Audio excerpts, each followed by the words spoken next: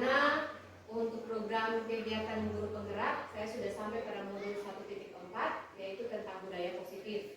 Nah, di dalam modul 1.4 saya diminta untuk mensosialisasikan materi ini, karena materi ini juga berdampak untuk Bapak Ibu, untuk siswa kita, dan juga pribadi kita sendiri. Dan dengan demikian ini juga merupakan suatu bentuk aksi nyata dan praktik baik saya untuk SMA Negeri 33. Baik Bapak Ibu, jika berbicara tentang budaya positif, berarti segala sesuatu yang kita punya dari asal muasal yang bersifat baik. Ya Bapak Ibu ya, saya yakin kalau untuk Bapak Ibu tidak perlu lagi menerangkan apa itu budaya, apa itu positif. Jadi semua ini dari kita. Jadi untuk yang pertama saya arahkan untuk kita sebagai guru, pemberdayaan budaya positif. Apa itu budaya positif?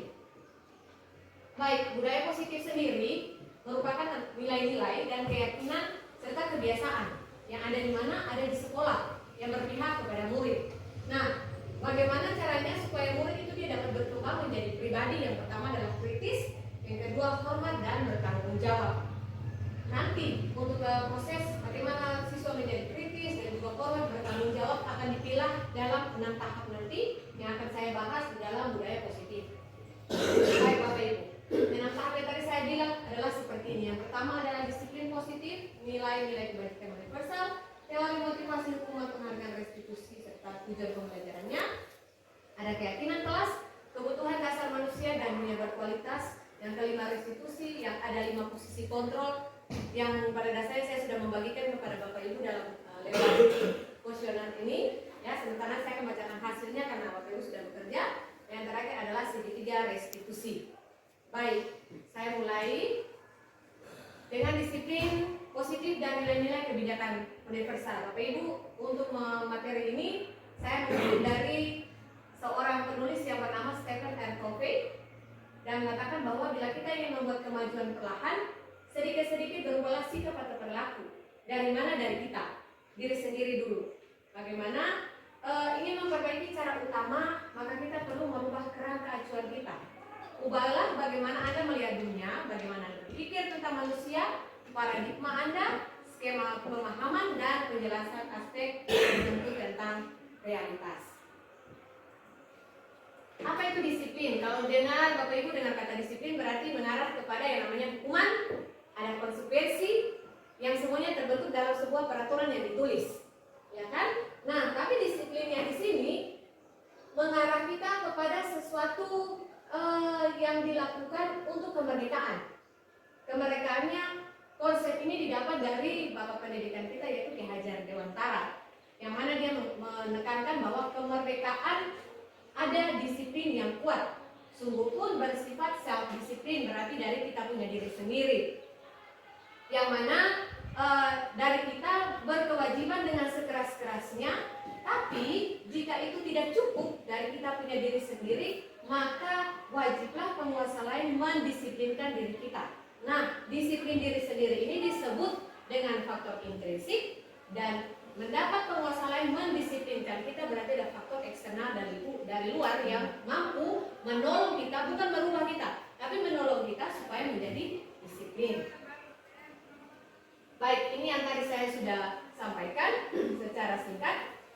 Lagi-lagi saya mengambil kutipan dari Bapak Ki Hajar Dewantara yang mengatakan bahwa pertanggungjawaban, nah ini dalam bahasa Belandanya verantwoordelijkheid, itulah selalu menjadi sisihnya atau hak kewajiban seseorang yang berpegang kuasa. Berarti dalam disiplin ada tanggung jawab, ada kekuasaan.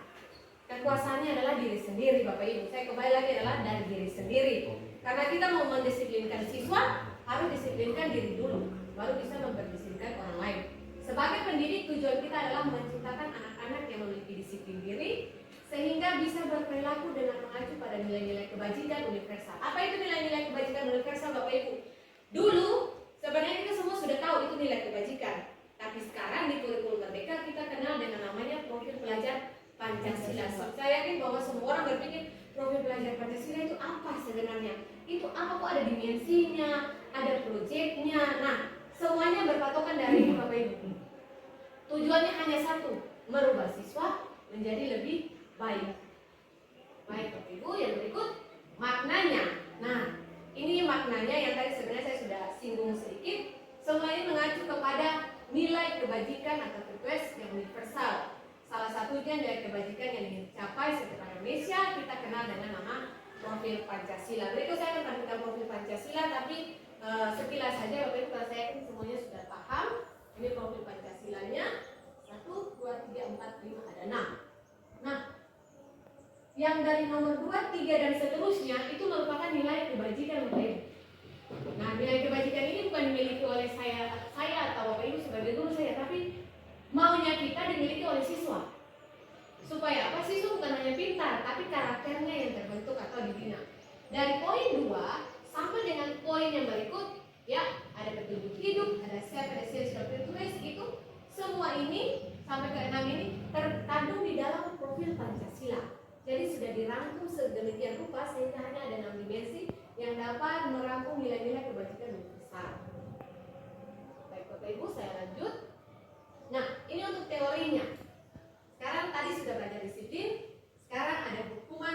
Apa itu motivasi hukuman dan penghargaan serta restitusi?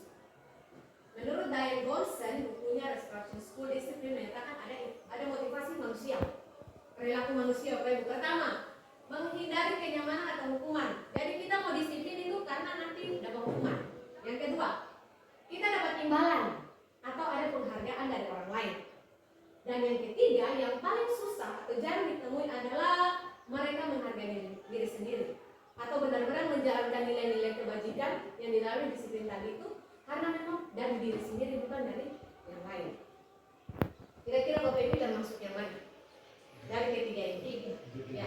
Masing-masing merasa diri saja ya Bapak Ibu ya. Baik. Nah, sekarang saya punya satu kasus, ya. Saya punya satu kasus Bapak Ibu. Ini kita sedikit bermain saja. Iva, tadi saya mau tulis Eva, jadi Iva kurang menguasai pelajaran matematika. Nah ini contohnya Pak Adnan nih. Sehingga saat pelajaran tersebut dia lebih banyak berdiam diri menggambar di buku pelajaran. Pada saat guru matematikanya Pak Seno, saya tadi mau taruh Pak Adnan juga, tapi tidak jadi, aku dimarahi. Menanyakan pertanyaan Iva menjadi gugup, dan lalu dia sengaja menjatuhkan tas dari kursi, tidak sengaja. Serta tiba-tiba jadi gagap pada saat berusaha menjawab. Seluruh kelas pun tertawa melihat perilaku Iva yang bicara tergagap dan terkejut. Kemudian Pak Seto saat itu membiarkan teman-teman Iva menertawakan dia. Iva merasa malu yang luar biasa, malah dia minta malah meminta Iva untuk maju ke depan, berdiri depan kelas sambil menunjuk hidung karena tidak bisa menjawab. Lalu kelas menjadi gaduh, anak-anak tertawa. Iva di depan kelas merasa di depan kelas karena memegang ujung hidung. Tanpa disadari kita sudah buat itu ya Bapak Ibu ya. Nah sekarang pertanyaannya, apakah Anda setuju dengan tindakan Pak Seno terhadap Iva? Setuju tidak? Tidak. Tidak setuju. Baik. Mengapa? Kira-kira bagaimana Pak Ibu? Karena situasi dan kondisi yang tidak dipahami oleh pasiennya. Pak Seno-nya yang salah ya Pak ya? Begitu? Ya, karena posisi anaknya, katong saja sebagai guru ketika katong di kemarin untuk di kelas waktu supervisi kemarin itu. Ya.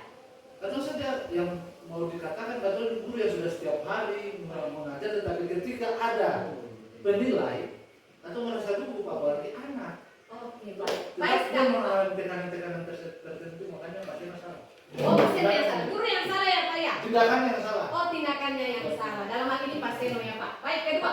Menurut Anda tindakan Pak Seno terhadap Iva adalah sebuah hukuman atau konsekuensi? Ini sebelum kita masuk ke hukuman konsekuensi.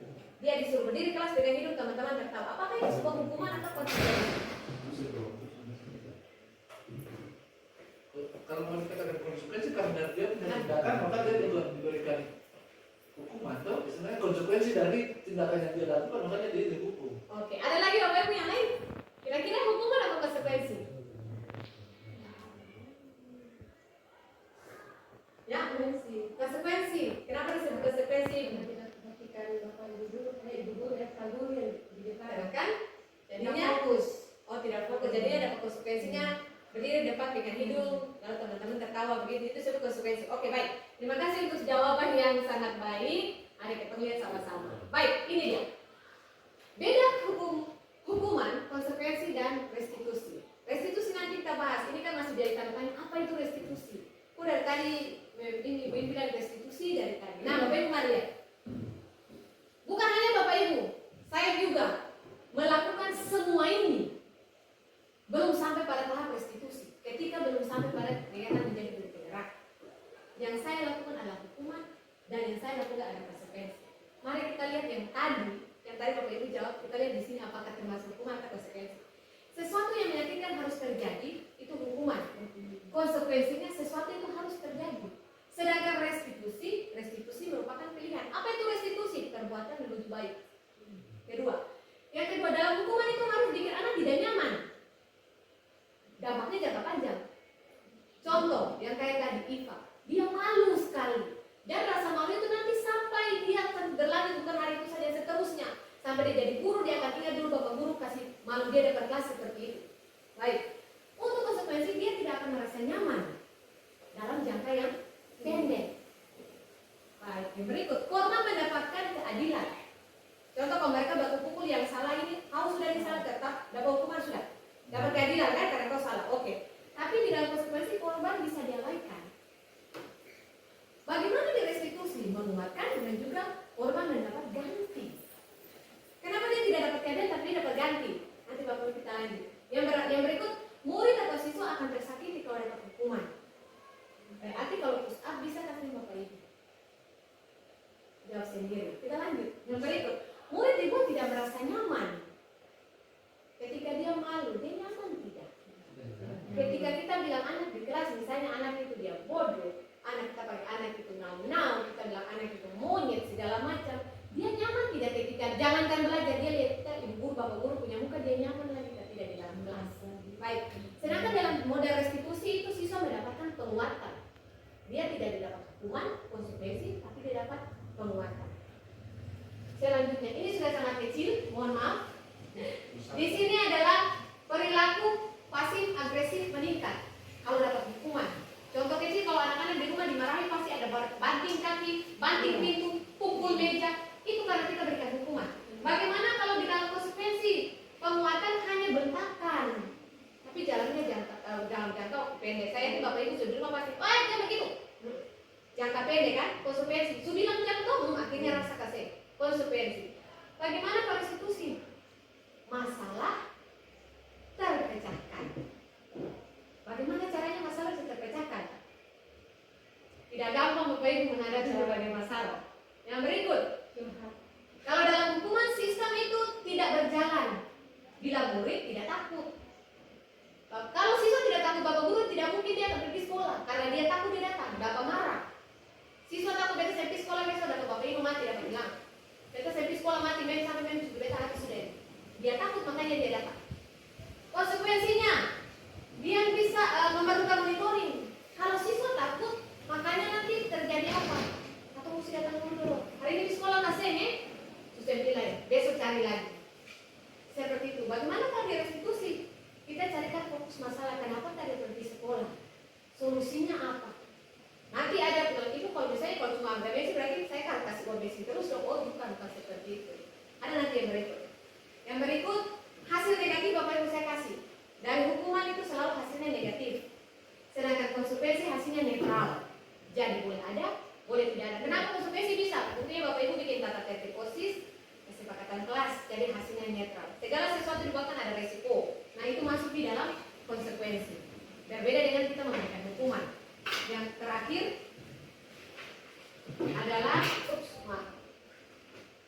untuk restitusi selalu bersifat positif. Kenapa sudah diklaim positif? Karena masalah tidak diselesaikan dengan kekerasan. Yang berikut masalah diselesaikan dengan kepala dingin dan tidak ada korban untuk restitusi.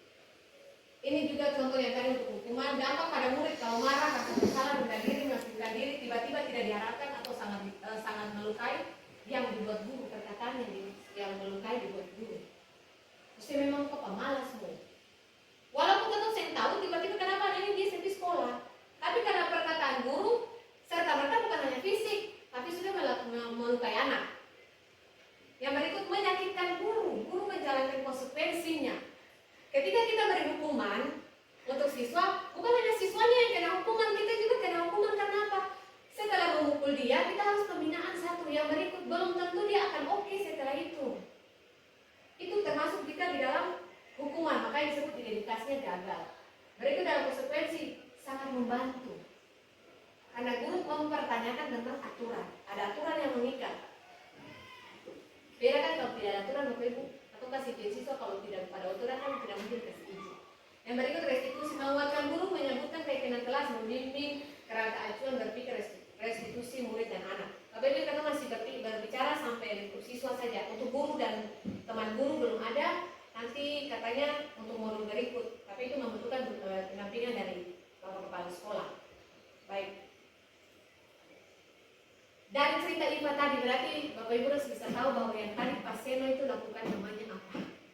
Hukuman ataukah konsekuensi? Ya? Hukuman. Hukuman. Karena bersifat fisik Bapak Ibu. Jadi kasarnya fisik itu hukuman itu dia bersifat fisik. Konsekuensi perasaan. Restitusi gabung dua-dua jadi satu yang bersifat positif. Kesimpulan.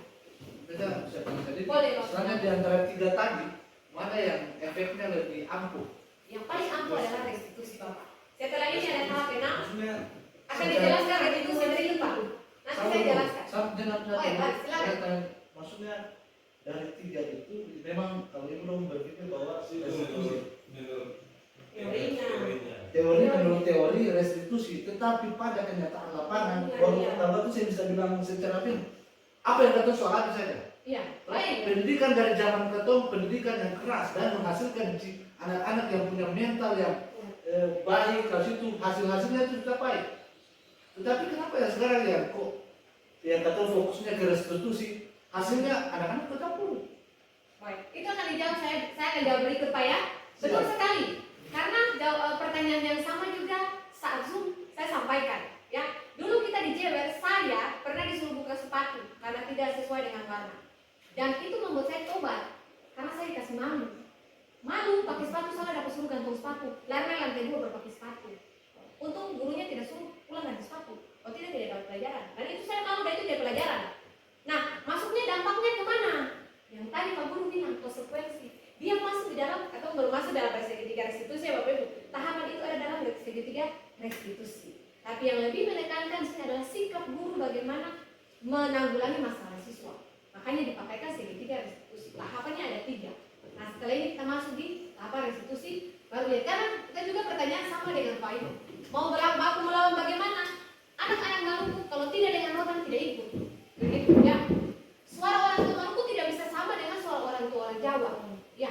Makanya ketika melakukan pendampingan untuk siswa yang berbineka seperti ini menggunakan yang namanya segitiga restitusi. Tidak bisa menggunakan tipe guru Maluku ke siswa Maluku atau guru Maluku ke siswa Jawa, tidak akan pernah match, tidak pernah akan terdapat. Seperti itu. Oke, lanjut. Tindakan ini, tindakan guru, hukuman atau konsekuensi kita cepat-cepat sama Bapak Ibu. Mencatat 100 kali. Nah ini yang suka mencatat nih, saya tidak akan terlambat lagi. Hukuman atau konsekuensi Bapak Ibu? Itu hukuman. Ya? Itu masuk hukuman. Konsekuensi Bapak? Konsekuensi. Ya. Hukuman ingat sesuatu yang memberikan luka. Ya, baik. Kedua, lari mengelilingi lapangan basket 2 kali karena terlambat hari sekolah. Hukuman. Hukuman. Fisik Bapak. Ketiga, membersihkan coretan yang dibuat di meja tulis. Konsekuensi. Tidak dituliskan di dalam kelas sekolah ya sih. Berikut, murid diminta untuk push up 15 kali karena Hukuman. Berarti Bapak Ibu selama ini kalau bikin hukuman. Hukuman. Ya, tolong. Lanjut. Menggantikan kertas tugas teman setelah dicoret. Konsekuensi. Ya. Berjemur di lapangan basket pukul 12 siang karena Hukuman. Hukuman. Murid diminta bertelanjang kaki sepanjang hari karena tidak menggunakan sepatu warna hitam sesuai peraturan sekolah. Konsekuensi. Konsekuensi. Kayak tadi kayak ini. Hukuman. Hukuman. Kena fisik Bapak. Mengenai fisik siswa. Bukan hanya dia malu tapi ini kena fisiknya. Oke. Yang berikut, berdiri dalam kelas sambil mengangkat kaki satu karena tidak bisa. Ini paling sering dulu kita Bapak Ibu. Kita ini kena hukuman dari dulu. Jadi kalau peraturan sekarang kena Bapak Ibu guru tahun kemarin, tahun-tahun kita, semua guru-guru masuk penjara. Padahal sebenarnya itu mulai pendidikan. Baik. Nah, ini hukuman yang diberikan tapi ada penghargaan. Yang bagaimana yang bisa diberikan. Jadi tidak menyerta bahwa tidak ada hukuman. Kalau pencuri tidak kasih hukuman maka satu Indonesia jadi pencuri. Makanya ada beda mana hukuman yang bisa dikasih penghargaan, jangka panjang dan jangka pendek dia punya dampak. Yang berikut, jangka panjang jangka pendek Pak. Penghargaan efektif ini ya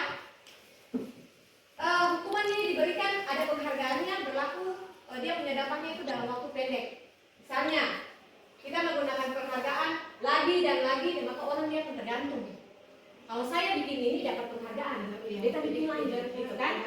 Ya, dia kejar yang hanya penghargaan kertas panggal saja, dia kejar apa? Atau dia hanya kejar medali? Itu untuk yang hukuman untuk penghargaan dulu.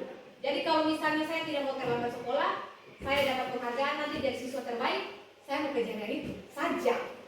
Yang berikut, jika tidak mendapatkan penghargaan, maka yang akan terjadi secara tidak langsung, tindakan yang kita lakukan itu bukan tindakan baik. Penghargaan yang diberikan seperti itu polanya tidak benar.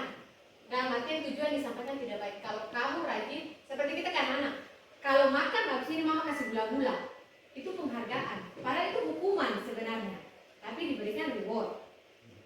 Nanti tipe-tipenya ada waktu itu. Kemudian penghargaan itu tidak efektif. Karena apa? Dia bersifat benda dengan persyaratan. Kemudian yang dilakukan hanya mendapatkan penghargaan yang diinginkan. Kalau dia hanya kejar mau jadi siswa idola, tidak pernah terlambat, ya saya program sekolah buatkan berarti dia dapat itu saja. Dia tidak mau jadi siswa berprestasi misalnya. Yang berikut, dia mengharapkan penghargaannya itu kalau dia tidak dapat dia kecewa. Ada tipe siswa yang cepat putus asa, frustasi jika dijanjikan ini penghargaan. Dia tidak dapat teman satu dengan dalam kelas ada saingan, dia lebih, maka nanti prestasinya bisa menurun. Yang terakhir, jika suatu penghargaan itu dilakukan secara terus-menerus, ya, berarti kita menginginkan orang yang tadi, ya. Berarti jika kita ingin orang tersebut meneruskannya lagi, jadi kita yang guru yang repot nantinya. Karena kalau mau hanya kasih penghargaan untuk event tertentu, maka kita sendiri yang akan berusaha membujuk si anak terus. Kalau misalnya anak itu dikasih kelonggaran misalnya, saya mengorek sendiri, sudah pikir kerja dulu, nanti besok masuk. Anak akan semakin enak datang minta izin mau kerja padahal dia tidak kerja, tapi harus ada efeknya.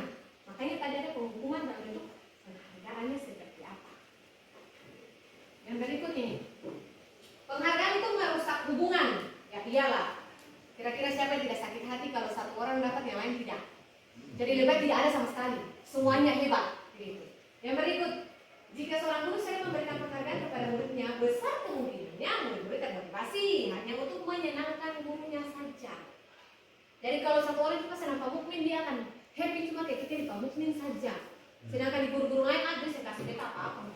Kita saya mendapat misalnya kan. Yang terakhir, menciptakan persaingan di kelas. Ada hal positif, tapi persaingannya itu mencemaskan. Terakhir kita jadi guru yang stres. Karena apa? Dalam kelasnya itu tidak lagi ada kedamaian. Siswa bersaing tapi tidak bersaing sehat. Ya. Yang berikut, mereka percaya bahwa tidak memiliki kesempatan untuk mendapatkan penghargaan, itu pasti mereka berhenti mencoba. Satu kali sudah berjalan. Misalnya ketemu main bola, sudah enggak, karena nanti dibikin dapat ini ketemu bikin ini, padahal ketika saya dapat atau dapat tidak dibikin. Jadi janji itu hutang itu benar, tetap harus dilaksanakan. Yang terakhir, penghargaan mengurangi ketepatan. Ini biasanya kalau bapak ibu yang rajin game pasti tahu ya, kalau kita orang main game, kita main game itu sudah fokus dengan game, tujuan kita adalah menang, ya. Tapi ketika kita gagal satu level, stres, bapak ibu stres. Nah ini, kita tidak akan fokus. Ya, benar sekali. Tidak akan mungkin mengangkat telepon karena itu belum ke siswa, bapak ibu. Ini kasus yang betul-betul nyata. Terjadi kita mencontoh kasus nyata, ada Pak. Terima kasih lanjut. Itu riset Pak. Itu riset Pak. Ya, yang berikut penghargaan menurunkan kualitas. Sepertinya bapak ibu semua sudah tahu bahwa ketika satu orang oke, yang lain juga pasti tidak mau karena tidak bisa bersaing. Yang selanjutnya penghargaan mematikan kreativitas. Pasti sangat mematikan kreativitas. Murid diminta berpikir dapat hadiah ketika buat puisi, pantun, buat kerangka, buat tugas, dapat hadiah. Dia tidak akan lagi berusaha untuk kegiatan lain. Dia tidak akan usaha lagi mengarang. Yang dia fokus hanya untuk bikin puisi. Yang berikut menunjukkan bahwa pekerjaan seni atau tulis cerita paling kurang kreatif bila dijadikan itu penghargaan hadiah. Ini yang tadi saya bilang ini. Segala sesuatu yang kita bikin diiming-imingkan ke anak-anak kita di rumah sama dengan anak-anak di sekolah. Bikin ini kalau jadi anak baik, mama beli ini, tunggu mama dapat gaji, papa dapat gaji, katong bikin ini. Itu diiming-imingkan malah mematikan Yang seharusnya mereka bisa lebih berkembang, tapi kita hanya di kelas bilang, disuruh cuma bikin tulisan 3 paragraf, kenapa bikin sampai 5? Harusnya cuma bikin ini, padahal seharusnya memberikan kebebasan untuk anak berkreativitas tanpa ada penghargaan. Ingat semua anak dalam kelas hebat, Bapak Ibu semua hebat, saya yang saya hebat sampai menjadi guru berarti bisa. Yang terakhir, penghargaan itu menghukum. Menghukum karena tidak mendapat penghargaan, misalnya sistem ranking. Kenapa sampai di kurikulum mereka tidak lagi menggunakan ranking seperti ini? Karena tadi kita bilang ulang, semua siswa adalah hebat, semua guru adalah hebat. Makanya tidak ada perbedaan di kelas, dia agama apa, dia orang apa, dia suku apa, semuanya sama. Makanya ranking ini dihapus. Karena kita menilai sekarang fokus untuk proses bukan hasil. Yang terakhir memberikan penghargaan hukuman adalah hal yang sama. Karena keduanya mencoba mengendalikan perilaku seseorang. Tidak gampang mengendalikan perilaku. Ada bahasa yang lebih dalam tentang mengendalikan perilaku seseorang. Dalam hal ini siswa di kelas yang selama ini juga kita buat salah. Guru tidak selamanya bisa mengontrol perilaku siswa. Sebaliknya kadang siswa mengontrol perilaku guru. Tapi sepertinya itu nanti bahasa lain saja. Sebenarnya saya cepat dulu. Restitusi sebuah pendekatan untuk menciptakan disiplin positif. Dia tadi Bapak Ibu tanya. Restitusi menciptakan kondisi bagi guru untuk memperbaiki kesalahan sehingga kembali kepada kelompok mereka, dalam artian kembali menjadi baik dengan karakter yang lebih kuat. Nah, melalui pendekatan restitusi, ketika murid berbuat salah, guru akan menanggapi dengan mengajak murid berefleksi, bukan menuduh, bukan menghukum, bukan sebagai teman, tapi merefleksi, merasa diri, mengenal diri. Ya, tahapannya sebagai berikut. Tentang apa yang dapat mereka lakukan untuk memperbaiki kesalahan sehingga menjadi pribadi yang lebih baik, menghargai diri sendiri. Pendekatan restitusi tidak hanya menguntungkan korban, tapi juga menguntungkan orang yang telah berbuat salah. Kenapa sampai kalimat ini saya tambah tetapi juga menguntungkan orang yang telah berbuat salah? Orang belajar dari kesalahan. Tidak ada orang belajar dari yang sesuatu yang benar. Kita salah dulu, baru oh iya, kemarin sebenarnya ini. Pak Kepala Sekolah sudah membuatkan supervisi di kelas, kemudian kita semua rapat disampaikan bahwa ada, walaupun tidak menyebutkan guru si A, si B, dan C, Bapak Ibu itu namanya kebajikan, bukan kebijakan tapi kebajikan, perbuatan baik, yang mana tidak menyebutkan oknum guru, tapi menyampaikan secara keseluruhan, bukan guru yang sudah supervisi saja, tapi guru yang tidak disupervisi, misalnya seperti saya juga mengoreksi diri bahwa oh, yang saya mungkin tadi itu juga salah, saya punya ada di situ. Jadi saya pakai kalimat ini, tapi juga menguntungkan orang yang telah berbuat salah. Secara umum, jadi kita koreksinya bukan dituduh, oh salah kok tidak bagus, segala tidak ada, tapi semuanya sama-sama mengoreksi yang salah. Nah, restitusi diri, cara yang paling baik untuk semua masalah. Siswa Bapak Ibu bukan betul masalah keluarga, rumah tangga ya, restitusi saja ini. Kali-kali cobalah untuk anak-anak di rumah, atau teman boleh restitusi diri, belajar untuk mengubah kebiasaan dari cenderung untuk mengomentari orang lain menjadi mengomentari diri sendiri. Caranya paling gampang atau sering kita lakukan yaitu apa? Sebelum kita bilang orang, rasa-rasa diri dulu, bahasa aku kayak gitu. Mau bilang sesuatu tahan-tahan dulu. Kita bilang ini kita sudah belum ya? Contoh yang paling kecil, sebelum saya minta Bapak Ibu bikin ini, saya punya harus duluan. Jangan sampai ada bahasa yang balik asal suruh orang, pada diri pun belum. Itu yang paling penting untuk ini. Menjadi contoh dulu, dibuatkan dulu supaya menjadi panutan atau patokan untuk orang lain. Yang berikut, Dr. William Glasser menyatakan bahwa orang bahagia akan mengevaluasi diri, dan orang yang tidak bahagia itu yang mengevaluasi orang lain. Bukan berarti pakai saya tidak bahagia lalu evaluasi kita di kelas, bukan. Beliau punya tugas SOP untuk mengevaluasi kita secara struktur. Tapi ini untuk diri sendiri. Ya, sebelum evaluasi orang, evaluasi diri dulu. Kalau kita sudah sudah baik, maka yang kita punya sentuhan itu juga akan menjadi baik. 3 tahap evaluasi diri Bapak Ibu. Saya tidak suka cara saya berbicara untuk kamu. Ini saya bicara untuk saya menjadi sendiri. Saya tidak suka cara saya berbicara dengan seperti ini untuk kamu. Saya berpikir karena mungkin saya berbicara ini kasar. Saya tidak mau orang berbicara begitu untuk saya, jadi saya tidak suka cara bicara seperti ini. Yang kedua, kesalahan yang saya lakukan adalah saya sebenarnya punya informasi yang kamu butuhkan, tapi saya tidak bilang. Harusnya bilang. Yang kedua, saya lelah dan saya berbicara terlalu cepat. Itu saya capek sekali. Kadang-kadang ya ada masukan bahwa yang terlalu banyak mengeluh. Karena saya capek.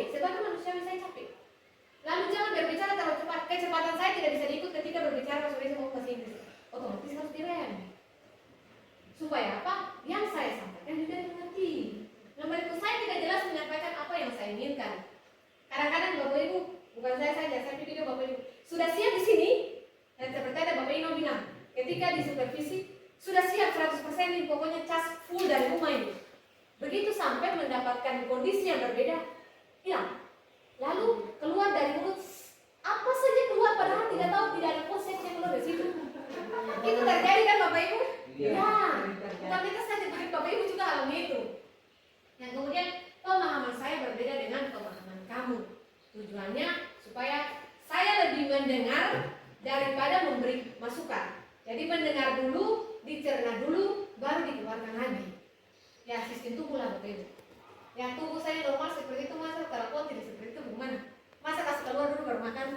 Ya dengar dulu lah, masuk dulu, dengar, olah, baru keluarkan. Yang ketiga, ini perencanaan tahap besok. Setelah koreksi diri, perencanaan berikutnya apa? Besok lagi saya akan titik data. Satu, menyampaikan informasi yang saya punya dan kamu butuhkan. Jadi tidak boleh berbagi, tidak boleh tidak berbagi, harus berbagi. Karena ilmu itu semakin disimpan, semakin tertutup, tidak berbuah dia. Semakin dibagi, semakin berbuah.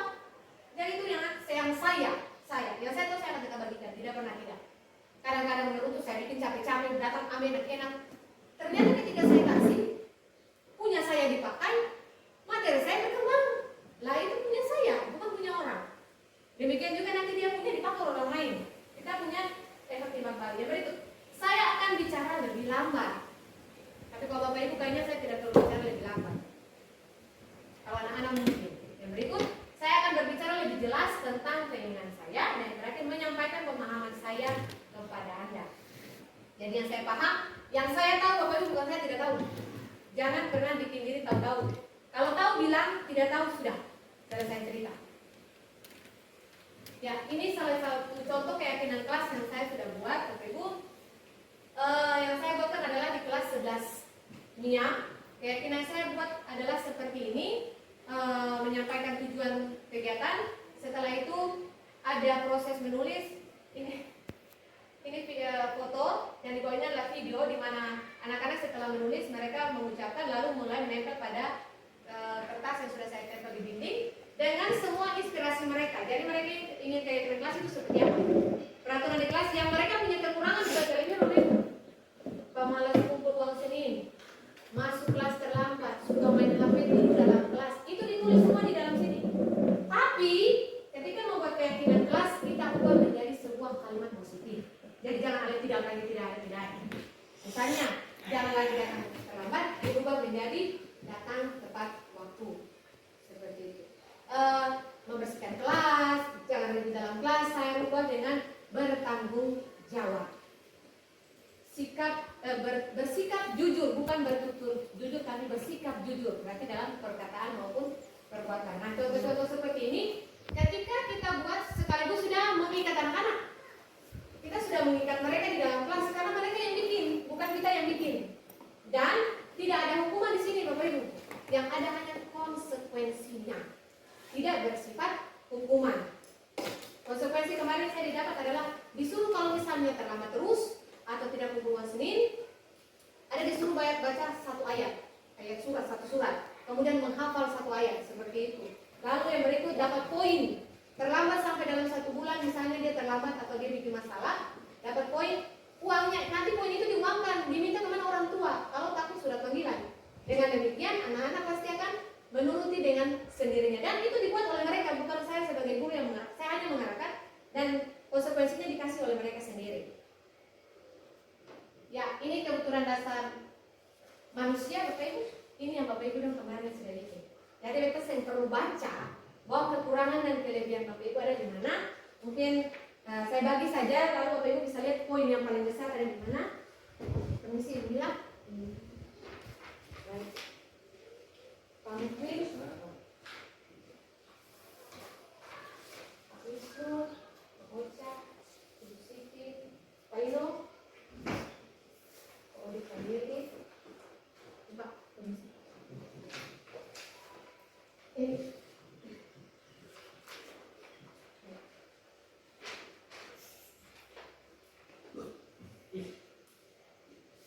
Baik.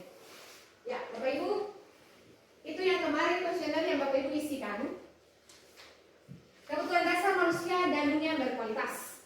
5 kebutuhan dasar saya langsung gambarkan dalam bentuk seperti ini. Bapak Ibu jangan memilih kebutuhan bertahan hidup karena kita manusia, jadi otomatis harus bertahan hidup. Kalau tidak, berarti mati. Karena kebutuhan bertahan hidup di sini adalah makan, minum, pakai, ya. Kalau tidak makan kita mati, tidak pakai kita telanjang. Demikian. Yang kita hitung adalah yang pertama yaitu kesenangan. Ya, saya tidak terpaksa di sini, mohon maaf. Keterangannya saya lupa. Yang pertama ada kesenangan, poin 1. Yang kedua ada kebebasan. Yang ketiga ada penguasaan. Dan yang keempat adalah kasih sayang dan rasa diterima. Silakan Bapak Ibu melihat di manakah angka atau jumlah yang paling besar Bapak Ibu, ya, yang mewakili ini semua. Saya ada tulis di bawah 1, 26 bagian 2. 1 itu adalah nomor 1 sampai 10. 11 sampai 12 itu untuk kedua. 11 sampai 20, mohon maaf, 21 sampai 30 adalah bagian ketiga, dan yang keempat adalah nomor 31 sampai 40. Jadi untuk yang pertama berarti Bapak Ibu poin yang paling besar di kesenangan, misalnya berarti Bapak Ibu sangat membutuhkan yang namanya kesenangan. Menandakan Bapak Ibu lagi stres sekarang, banyak tekanan, banyak pikiran, jadi perlu refreshing Bapak Ibu. Ya, ya saya bilang Bapak Ibu rasa-rasa hati kemungkinan benar. Ya, yang kedua Bapak Ibu memiliki mengingini yang namanya kebebasan. Kebebasan berarti juga Bapak Ibu sedang dalam proses untuk mengenal diri. Yang berikut, Bapak Ibu sedang dalam posisi tertekan oleh sesuatu hal antara dua dari dalam. Saya bukan ahli nujum, tapi di situ menceritakan Bapak Ibu. Yang ketiga adalah penguasaan. Penguasaan di sini Bapak Ibu ingin berkuasa mengatur sesuatu atau mengatur hal yang memang Bapak Ibu benar-benar menguasai di situ, tapi tidak diberi kepercayaan untuk menguasai. Sedangkan yang keempat, kasih sayang dan rasa diterima adalah, mohon maaf sebelumnya, secara intern kita semua punya kebutuhan masing-masing. Baik, yang keempat, yang berikut kita membutuhkan banyak perhatian. Berarti yang tertawa saya rasa benar. Selanjutnya, bukan hanya perhatian, tapi itulah kebutuhan dasar Bapak Ibu. Ini 5 kebutuhan dasar.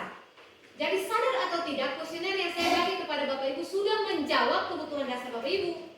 Jadi silakan dipenuhi Bapak Ibu. Baik, Bapak Odi saya nanti minta ini dan Pak saya izin. 2 minggu saya Pak Odi. 3 hari mungkin kebutuhan dasarnya. Baik, ini untuk siswa Bapak Ibu ya. Kita sendiri juga untuk siswa. Boleh Bapak Ibu buatkan untuk istri, teman, anak-anak di rumah supaya setidaknya dari sini kita sudah bisa tahu curhatan apa yang mau dibilang.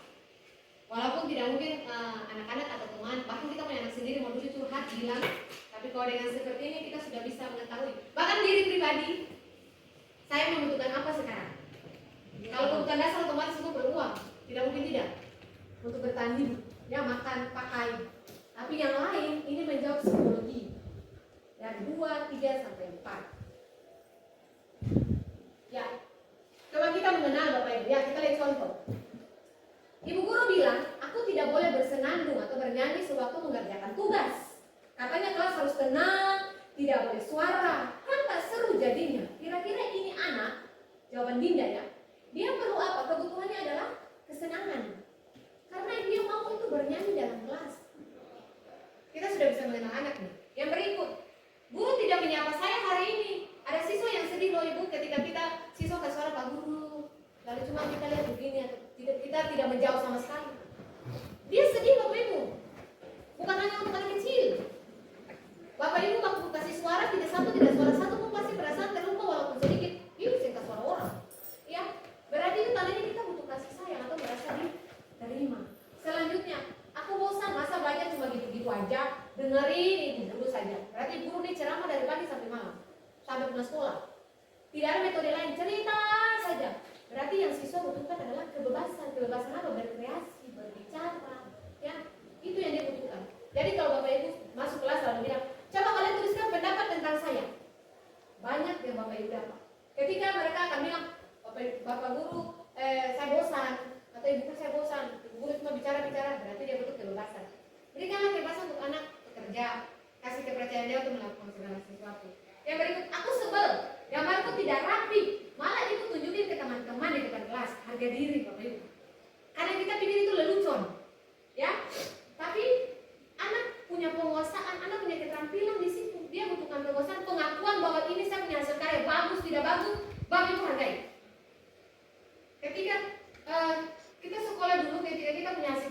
bawa, lalu bapak guru bilang, ini kerja apa nih? Ya, kerja model apa ini? Kita tidak tahu betapa susahnya dia berdagang mencari bahan, membeli, bahkan mencari uang untuk beli, untuk hasilkan itu bahan, tapi tidak dihargai. Makanya siswa membutuhkan penguasaan. Dia butuh menguasai, dia punya bidang ini, tapi kok tidak dihargai. Nah, yang tadi tanya tindakan Anda nanti bagaimana? Apa yang kita buat untuk siswa seperti itu? Yang ini. Kalau siswa butuh kesenangan, berarti ibu guru bikin apa di kelas? Bapak guru bikin apa? Nyanyi, kelas drinking. Bapak guru kasih belajar di luar, kayak bapak anak pakai apa? Kursi meja taruh di luar, anak-anak belajar di alam. Kasih tugas bikin sesuatu. Tugas membuat cerita dongeng misalnya. Kasih bebas, luar biasa bapak ibu dong. Tentang apa dong, mau menggambar, kadang bikin video, Kak. Kasih bebas, itu nanti dalam bikinnya. Berarti tujuan pembelajaran adalah siswa menghasilkan video pembelajaran. Selesai. Yang berikut, guru tidak menyapa. Ini dari ketua bapak ibu, kadang-kadang ketua masalah RT bawa ke sekolah. Udah sih. Kita punya kondisi siswa orang tua di rumah beda dengan orang tua di sekolah. Kita yang dicari. Jadi kalau misalnya ada guru favorit, jangan salahkan teman-teman guru lain. Kenapa saya bisa favorit? Kenapa dia bisa favorit? Kok saya tidak? Ada apa dengan saya? Mungkin cuma gara-gara kasih suara Bapak Ibu. Dapat di jalan lalu anak-anak guru, guru. Lalu cuma oi. Oi saja dosa senang Bapak Ibu. Apalagi stop lalu pikir apa? Bukan berarti jadi teman, ada batas. Yang berikut aku bosan, berarti orang punya cara belajar Bapak Ibu masing-masing, silakan berkreasi saja. Yang terakhir adalah aku sebal ini. Kalau di jalan Bapak Ibu, anak-anak kalau luka hati, biar kita mengajar sebagus apapun, jangan harap. Ya, apalagi mata pelajaran yang susah, kayak matematika bahasa Inggris ini. Makanya jarang saya taruh di jadwal itu, Bapak Ibu, mohon maaf kita bikin jadwal itu kita memperkirakan segala sesuatu. Habis belajar bahasa Inggris, belajar matematika, anak-anak stres. Dia kolaps, tidak bisa. Lebih baik satu hari itu matematika sama pulang 08 maka selesai. Daripada mix seperti itu. Harus ada yang soft, yang lembut, campur dengan yang keras. Karena pendekatan sudah sering. Oke, tugas mandirinya Bapak Ibu sudah buat? Yang tadi? Yang lebaran ini? Tidak perlu kasih lagi, ya saya sudah cuma buat. Ini poinnya, dia kalau tidak benar 1, kadang benar, sangat benar 5. Itu poinnya di atas. Ya. Tidak benar, sangat benar, kadang-kadang benar. Mungkin Bapak Ibu waktu dapat saya kasih Bapak Ibu bilang, ini apa nih? Sudah, baca, isi saja. Alam bawah sadar Bapak Ibu sudah menjawab sendiri, Bapak Ibu punya penjelasan. Justru dikasih pada saat capek itu kebenaran terjadi. Ya, restitusi 5 posisi kontrol. Ini Bapak Ibu. Sudah sangat kecil lagi. Ini dari motivasi yang diberikan guru. Kalau dapat hukuman, maka nanti anaknya minder. Kemudian kalau yang berikut ini pembuat rasa bersalah.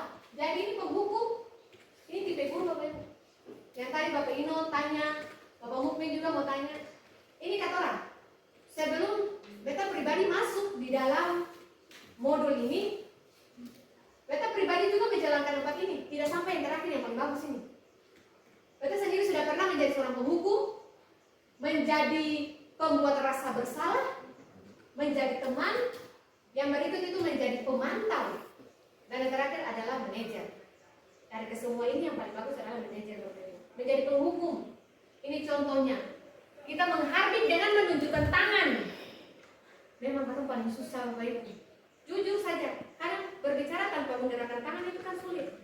Tapi ketika marah sampai tangan menunjuk kepada siswa, itu memang tipikal. Itu kegiatan menghukum. Walaupun tidak ambil serotan, pukul tidak. Menunjuk saja, Bapak Ibu coba marah Bapak Ibu pada anak lalu bentak dia langsung tunjuk begini. Secara tidak langsung gerakan fisiknya akan, ya kan?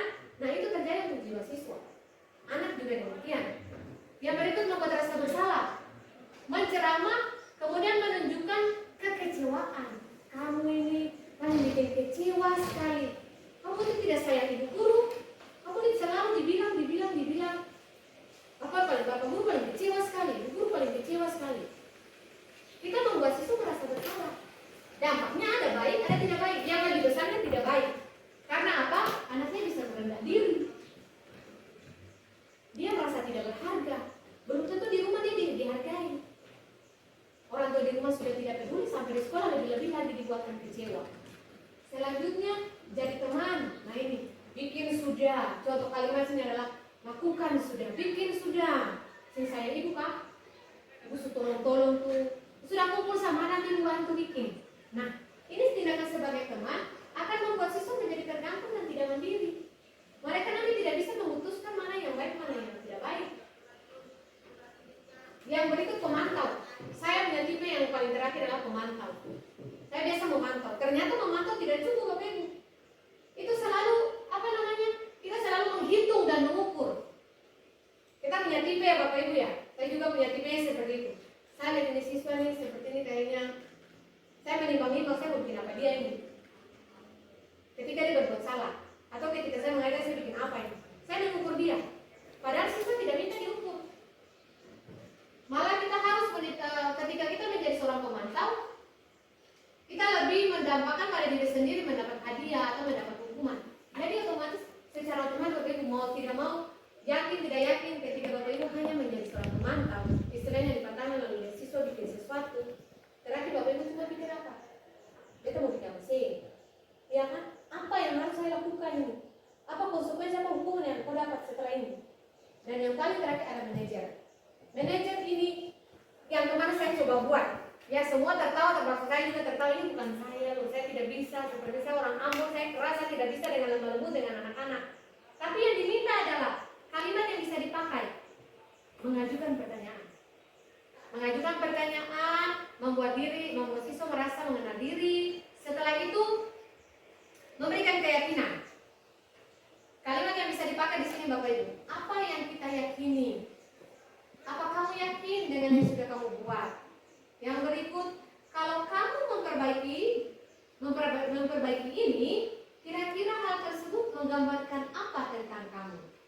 Memang agak sedikit sulit kalau kita sampai di sini, tapi kalau bisa sampai untuk tahap ini Bapak Ibu, kita menggunakan segitiga restitusi itu bukan hanya dampak ke anak, tapi nanti kita rasa diri, ternyata kita pribadi juga bisa bikin seperti ini. Ternyata kita juga berubah, kita tidak ada punya sisi baik yang lembutnya daripada sisi kerasnya. Nah ini dampaknya adalah murid meletakkan dirinya sebagai individu yang positif karena tidak ada tuduhan, tidak ada perkataan yang menyakiti, tidak ada hukuman fisik, tapi artinya siswa menyadari diri, lalu dia mulai berubah. Dalam hari ini dalam dia punya dunia yang berkualitas, perubahan, entah cara belajar dan lain-lain. Ini kalimatnya. Baik, kalau kita bilang saya kecewa sekali dengan kamu, berarti memposisikan sebagai rasa bersalah. Kamu tidak pernah benar lakukan ini. Sudah menuju dia ini. Berarti kita sebagai penghukum. Ini contoh-contoh kalimat yang Bapak Ibu biasa buat dan saya buat untuk anak-anak. Yang paling sering ini adalah kalimat yang ini.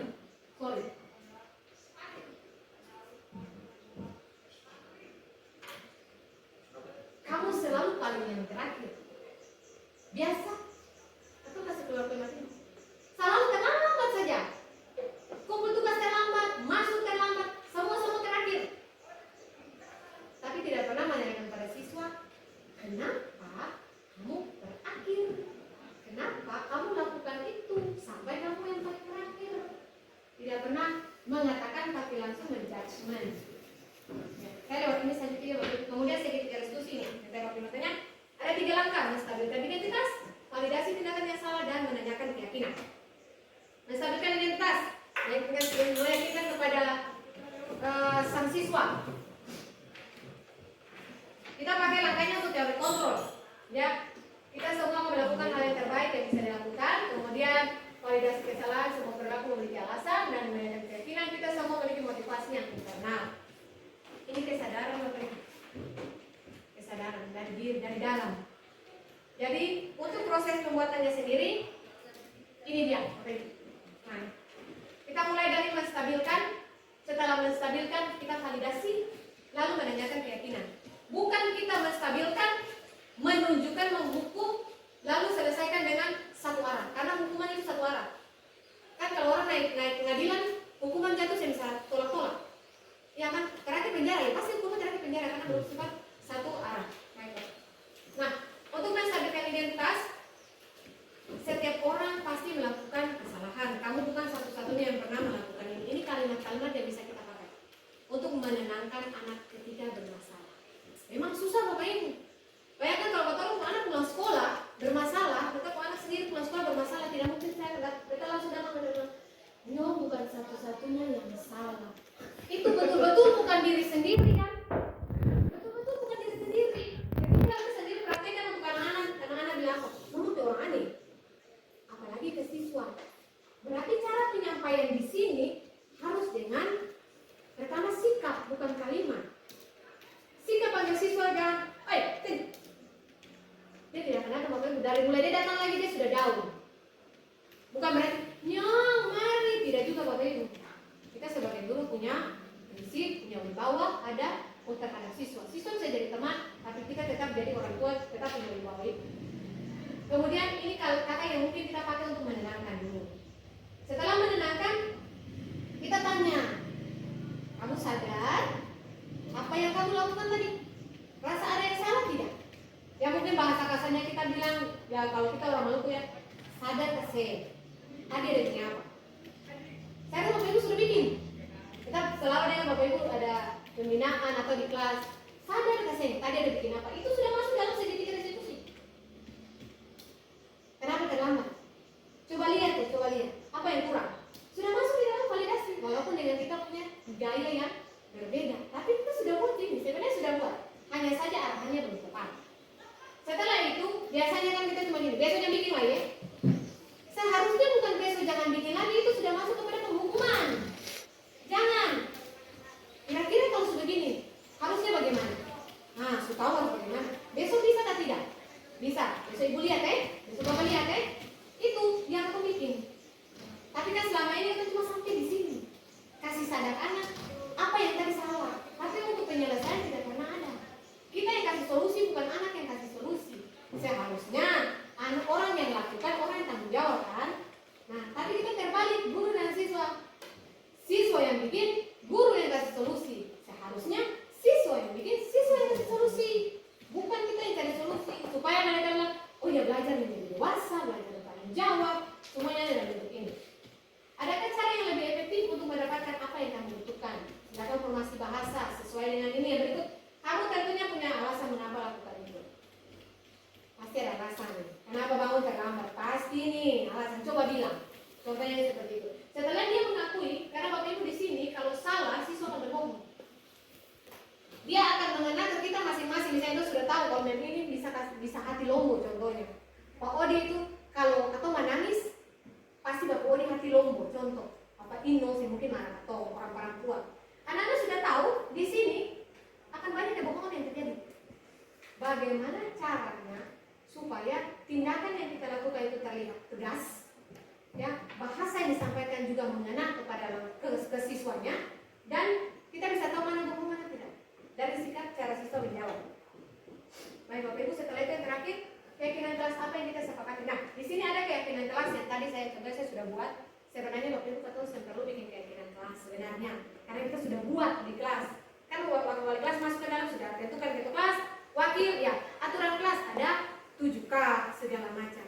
Tapi tidak pernah dikontrol karena yang buatkan itu aturan, bukan siswa sendiri yang membuat.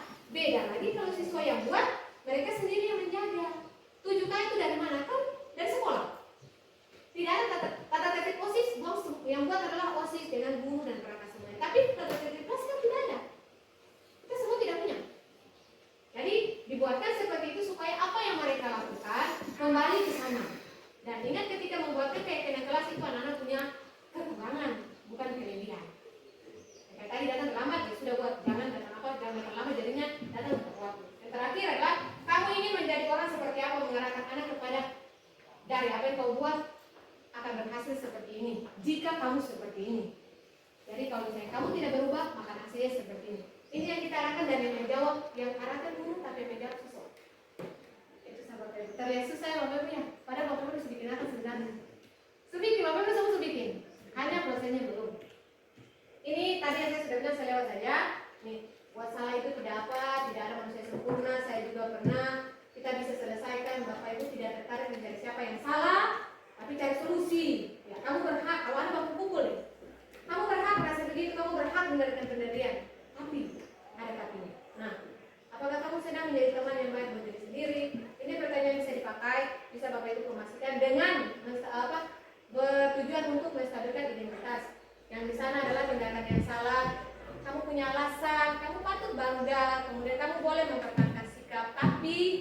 mengenalkan sikap yang baru, bukan bilang yang tadi itu salah. Tidak ada kegiatan tunjuk menunjuk, tapi mengarahkan kamu sebenarnya benar mempertahankan sikap, tapi sikap yang paling baik harusnya seperti apa.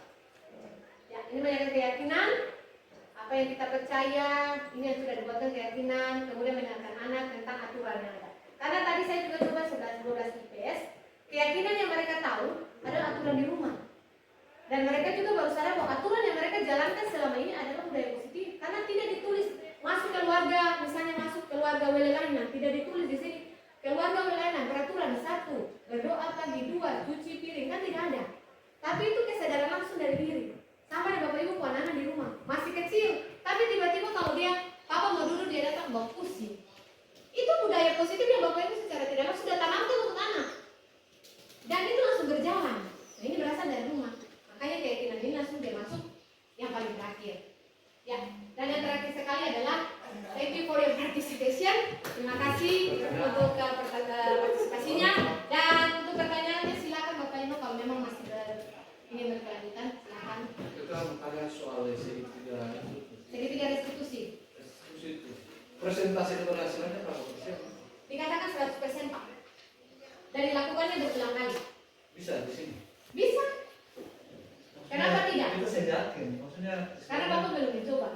Bukan masalah belum mencoba, tetapi kita benar harus arahkan ke anak juga. Ya, justru itu kenapa tidak boleh memakai kekerasan. Kalau bapak menggunakan semua Pak, kita punya 147 siswa dengan 147 karakter. Dan sekarang bagaimana kalau 147 siswa ini mereka punya kasus yang berbeda-beda? Kan tidak mungkin saya harus jadi guru Jawa untuk mengontrol siswa Jawa. Saya tidak bisa menjadi guru Maluku sendiri untuk guru, misalnya saya harus jadi guru Muslim misalnya untuk mengontrol siswa agama Kristen yang bermasalah. Saya pakai ini dengan cara yang berulang-ulang. Yakin tidak yakin Bapak Ibu, namanya bahasa itu dia menyentuh anak. Tinggal cara kita penyampaiannya seperti apa. Masalahnya kita ini menganggap bahwa sekarang ini dong istilahnya CGP ini kita anggap dong sebagai sales. Ya betul. Kenapa sebagai sales? Karena dong mempromosikan hasil kerja kementerian yang kementerian kerjakan, tetapi mereka kerja di dalam kantor, tetapi mereka tidak turun lapangan. Makanya beta yakin dengan apa yang mereka buat. Ya. Kebijakan-kebijakan ini kan datang dari kementerian, bukan dari guru di lapangan.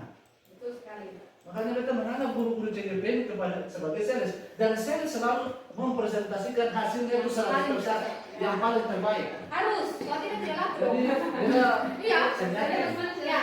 Betul. Itu saja. Bapak Ibu bilang tidak salah, Bapak Ibu. Beta pertama begitu, kenapa sampai itu tidak mendaftar? Sampai pada yang terakhir, bukan masalah nanti golongan, bukan masalah nanti pangkat, tidak Bapak Ibu. Kita juga belum S2, belum apa-apa. Tapi ketika kita memperkenalkan diri dan mengetahui baru bonus ini baru bonus 1 Bapak Ibu. Kita mempelajari nomor 1 tentang diri dan siswa, yang mana kita peliput kerja. Itu dulu. Karena kita tidak belajar orang peliput kerja. Yang berikut, pengalaman di lapangan, ya, ini yang menjadi masalah, bukan sebagai contoh, sebagai masalah. Karena apa? Kalau misalnya di lapangan itu semua sudah fine saja, berarti kita sendiri yang akan berkembang.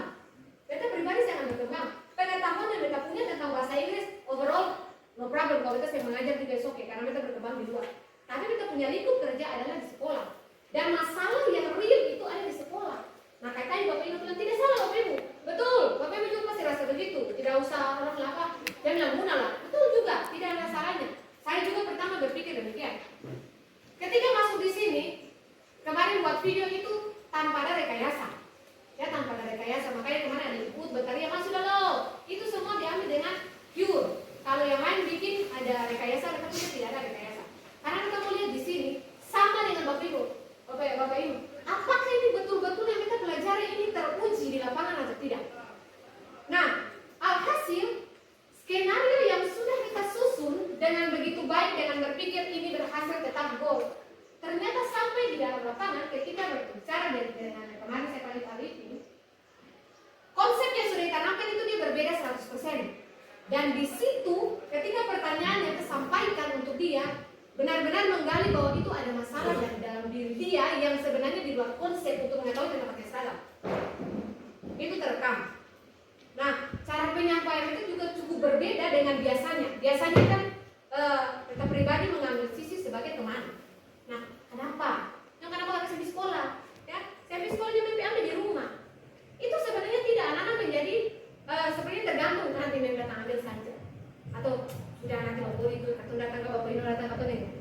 kelas tetap aman. Itu kata membuat itu kan secara tidak langsung berarti pembawa diri sudah mengarah ke sana. Nah, bagaimana dengan pendekatannya ini? Ini baru ke siswa, belum ke guru. Guru punya sendiri. Nah, pendekatan ini yang pertama adalah kan mengenal diri. Kenapa kita paling tertarik sampai kita mesti kebetulan juga diminta untuk sosialisasi. Kenapa harus disampaikan sampai di segi 3? Seharusnya tidak bisa sampai segi 3. Tapi karena yang kemarin lewat pengalaman yang terdapat di lapangan dan jadi masalah. Yang kita punya masalah paling banyak di sini kan kita pakai seragam kan datang terlambat. Tim masalah jangan dibuat-buat. Ini juga usul Bapak Ibu nanti kalau ikut, jangan masalahnya dibuat-buat atau direkayasa. Benar-benar alami supaya ketika dapat solusi benar-benar, iya ternyata ini yang betul. Yang paling penting Bapak Ibu ini untuk diri dulu, untuk diri. Menstabilkan identitas. Sekarang untuk siswa menstabilkan itu masalah yang itu adalah itu pakai seragam, kemudian mereka terlambat. Tapi sebelumnya kita datang ke diri dulu. Identitas diri, kita punya masalah pribadi apa? Contoh, kita ada sembako sana dan ibu apa? Mereka seenak yang Pak Kepala Sekolah punya keputusan apa? Itu yang ditanyakan untuk diri. Nah, setelah itu kita masuk di validasi. Apakah yang dibikin itu sudah benar? Atau beta yang masalah itu bukan dari teman-teman, bukan dari Pak Kepala Sekolah, tapi beta yang bermasalah dengan diri sendiri. Setelah itu menimbang banyak kejadian yang terjadi dari si A, si B, si C. Kemudian beta lagi kembali ke menanyakan keyakinan. Sebenarnya ini tujuan beta ada di sini untuk apa? Tujuan beta mengajar untuk apa? Kalau cuma untuk nilai, sudah tidak usah mengajar, datang pun selesai, lapor pulang. Ini digunakan untuk diri pribadi dulu, baru digunakan ke siswa. Makanya ketika mengikuti CGP bukan hanya Bapak Ibu beta mau itu sampai sekarang ke depan saya semua ikut. Tapi begitu beta sudah ikut dan dia kita punya perubahan banyak. Bapak Ibu mohon maaf, Bapak Ibu punya RPP yang dipakai di dalam itu. Ada beberapa yang saya sudah pakai, saya sudah rubah, itu dipakai di beberapa sekolah. Dan Bapak Ibu harus applause karena dengan demikian Bapak Ibu punya nama itu terkenal di RPP walaupun nanti diganti nama mereka, tapi Bapak Ibu punya jadi acuan. Dulu beta dan suami berpikir, beta punya itu belajar susah-susah, beta punya berbeda dengan orang lain, beta punya yang paling wow sudah. Kenapa beta harus berbagi dengan orang lain? Ternyata ilmu itu dikembangkan. Nah, kembali ke sini Bapak Ibu, kembali ke sini. Dan hanya Bapak Ibu beta punya suami juga yang begitu keras, akhirnya bilang habis beta jual. Karena kita lihat ternyata perkembangan ini kita punya yang kita pun simpang paling banyak ini yang setiap banyak kita pun bikin segala model literasi segala macam ini perubahan percuma kalau cuma untuk diri sendiri. Dan akan sih ada hasil kalau mereka sebagai guru. Ketika mereka masuk di kelas bahasa Inggris kalau biar perlu ya atau matematika, sosiologi dan segala macam masuk ya catat mau tidak mau siswa kan mengikuti Bapak Ibu punya guru SD salah dan betul tetap betul. Karena apa ditanamkan di siswa. Ditanamkan ke ketua anak-anak. Sama ketika kamu sudah SMA ini, guru dia mau baik tidak baik ketika masuk di kelas siswa wajib ikut, tidak ikut tidak ada nilai, ditakuti oleh nilai. Padahal yang salahnya di mana bukan di mereka. Yang kita hasilkan ini produk manusia, bukan produk susu, bukan produk makanan. Yang orang biasa seenak buang. Yang kita hasilkan ini manusia. Bagaimana produk otaknya keluar, produk kreativitasnya keluar, namanya siapa? Bapak Ibu nama. Itu yang jadi tujuan beta sekarang. Bukan tujuannya memang dari lembaga, otomatis lembaga. Tapi tujuan pertama beta ketika sudah sampai di tahap modul 1 ini adalah bagaimana siswa itu dia berubah. Dia berubah jadi manusia yang kejahatan, manusia yang tahu aturan. Dia keluar dari Pro SMA 33 yang mana dia punya semuanya terkena pengalaman ini sudah berubah. Dulu dia sebegini, dia dulu saya tahu apa, sekarang dia sudah begini. Walaupun dia tidak langsung kerja, tapi dia punya dampak ke masyarakat itu sudah ada. Dan itu beta dapat bukan di mana Bapak Ibu, walaupun beta lagi di kosum, saya tahu Bapak Ibu kerajinannya sampai kemana, tapi beta paling rajin di kosum sekolah seperti ini. Dan ketika masuk ke CGP, walaupun sudah kosum sekian banyak Bapak Ibu, belum masuk di CGP pun beta belum dapat esensinya seperti apa. Tapi ketika sudah masuk di CGP, dapat esensinya seperti ini. Beta mulai banyak berubah. Bukan berubah untuk diri sendiri ya, beta perlu langsung kenal namanya ini, beta bukan gigi segala macam. Tapi perlakuan ke siswa tidak lagi hanya sebagai teman. Tidak lagi seperti itu. Bagaimana sih menjadi yang betul-betul namanya orang tua. Dan juga perubahannya itu bukan perubahan sedikit, Bapak itu paling susah. Tapi di ini barang ini program ini betul-betul merubah cara pikir, cara bertindak, dan merubah bentuk pribadi masing-masing antara teman dan sebagainya. Secara tidak langsung begitu Bapak Ibu. Nanti ya kalau memang Tuhan saya Bapak Ibu juga terpanggil, pelan-pelan memang sulit sekali karena nomor satu tipikalnya keturunan laki-laki dan perempuan berbeda. Ya, cara penanganan ke dalam itu berbeda. Pandangan siswa Bapak Ino berdiri antisipasi siswa perempuan berbeda ketika Bapak Ino berdiri dengan siswa laki-laki. Itu saja sudah berbeda. Kita siswa perempuan berdiri dengan siswa perempuan berbeda dengan saat kita berdiri dengan siswa laki-laki. Itu sudah berbeda. Nah ini yang mengajarkan bagaimana supaya yang berdiri ini Pak Ino yang berdiri cuma begini. Yang ada menginti laki-laki, yang ada menginti perempuan. Yang berdiri cuma menginti satu versi. Dan yang ini Pak Ino, dia tidak berlaku setelahnya. Katong anak ajar makan berapa kali Pak Ino? Katong anak ajar makan berapa kali sampai bisa pegang sendok? Katong anak ajar berapa kali sampai bisa bilang mama? Ini yang katong gitu. Ajar anak sampai paham, bukan sampai dia master. Dia bisa menyelesaikan masalah. Ajar anak sampai bagaimana? Tahu kali-kali. Dulu kalau saya tahu kali-kali dia pukul, straight, berdiri, hormat, segala macam. Tapi sekarang bagaimana triknya supaya Bapak Ibu bisa ajar kali-kali. Kenapa sampai di YouTube banyak trik untuk itu pakai jadi? Kenapa bisa pakai game? Ya iya kali ini berusaha sampai jadi. Makanya mau tidak mau kita ketemu program pembelajaran dibuat sampai jadi. Mau copy paste kan kenapa kata Bapak Ibu? Copy paste saja. Awalnya kita copy paste saja. Nanti dari situ Bapak bilang ternyata di sini ada yang begini. Harus mau ini. Ya itu namanya perubahan. Sadar atau tidak Bapak Ibu sudah bikin. Saya mungkin Bapak Ibu copy paste orang barang kan mata-mata kan? Ya gitu. Baik Bapak Ibu. Bisa Bapak Ibu? Bisa. Diusahakan pelan-pelan. Siapa yang bantu Bapak Ibu? Jadi dia jangka wajah ilmu, berbagi supaya ilmu dia berkembang. Baik Bapak Ibu. Ada lagi? Oke, thank you for your participation. Nice. Pak mungkin ada tadi mau tanya apa? Suruh bawa sudah terwakili. Baik. Pak mungkin ada yang mau bertanya? Oke, makasih atas saya ketunjuknya dan informasinya tentang hal ini. Ya, apa yang disampaikan itu ya cukup menarik ya. Ya, tambahan ilmu buat kita yang bisa menjadi ini apa ya? Rujukan buat kita di kelas seperti apa? Karena dalami tentang ini juga saya berusaha untuk apa namanya proyek ya kadang kita masih seperti yang tadi disampaikan bahwa ini kementerian punya ini padahal titik dari SAPKU nya adalah sesuatu perbuatan yang baik ya ada perubahan baik yang terjadi setelah akhir dari semua itu karena apa namanya harus dilakukan berulang-ulang sampai dicoba ya mungkin itu aja. Terima kasih banyak Ibu ini sudah memberikan kesempatan kita membuka pikiran seperti apa cara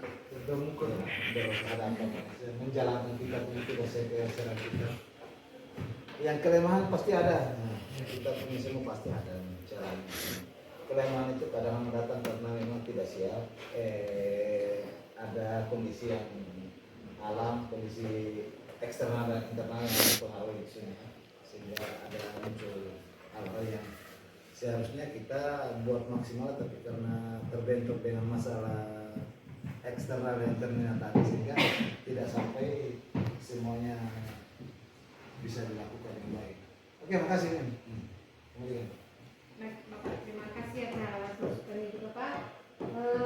Teman-teman, terima kasih saya datang untuk partisipasinya hari ini. Dan saya mohon maaf jika memang dalam menyampaikan ada hal-hal yang tidak berkenan. Tentunya saya mengajak teman-teman semua supaya mari jangan cuma saya saja, kita rame-rame buatkan perubahan bukan untuk kita sendiri tapi juga untuk sekolah. Apa yang kita bisa buat, ya kita buat, jangan tahan-tahan. Karena sekali kita tahan, yang berkat kita juga tertahan. Dan kita bisa buatkan baik, kenapa tidak? Yang berikut Bapak Ibu yang paling terakhir besok saya mohon dukungannya. Karena besok ada kegiatan pendampingan jam 8 pagi oleh ibu pendamping saya, pengajar grafik. Jadi besok dimintakan 5 guru yang mungkin teman-teman kemarin sudah saya kasihkan formulirnya juga Bapak serta Ibu untuk hadir kurang lebih sosialisasi seperti ini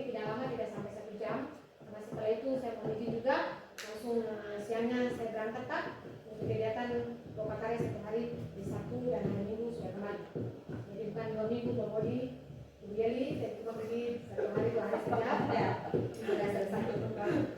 Baik, dan mungkin ada kertas yang dikasih soal besok tentang, sudah kan? Besok tentang Perkenalkan, nama saya Mukmin Muhammad Munawi, guru dari SMA Negeri 33 Maluku Tengah. Dalam hal ini memberikan testimoni terkait dengan kegiatan praktek budaya positif di lingkungan sekolah kami. Jujur, saya sangat mengapresiasi kepada Ibu Herlin Mayaud selaku guru penggerak di sekolah kami yang telah memprakarsai kegiatan ini sehingga lingkungan sekolah kami menjadi bersih bukan karena sebuah paksaan atau hukuman, akan tetapi menjadi sebuah budaya atau kebiasaan yang positif tentang kesadaran menjaga lingkungan sekolah dengan baik. Adapun kegiatan ini dijuluki dengan sebuah nama yaitu LISA, lihat sampah angkat. Setiap siswa yang berada di lingkungan sekolah apabila menemukan sampah, langsung angkat dan diletakkan di tempat sampah. Kegiatan ini apabila dilaksanakan secara terus-menerus, lama-kelamaan akan membentuk sebuah budaya yang baik, yang positif, sehingga membentuk pribadi yang mencintai akan kebersihan lingkungan. Karena kebersihan adalah sebagian daripada iman. Sekian testimoni dari saya. Wabillahi taufiq wal hidayah. Wassalamualaikum warahmatullahi wabarakatuh.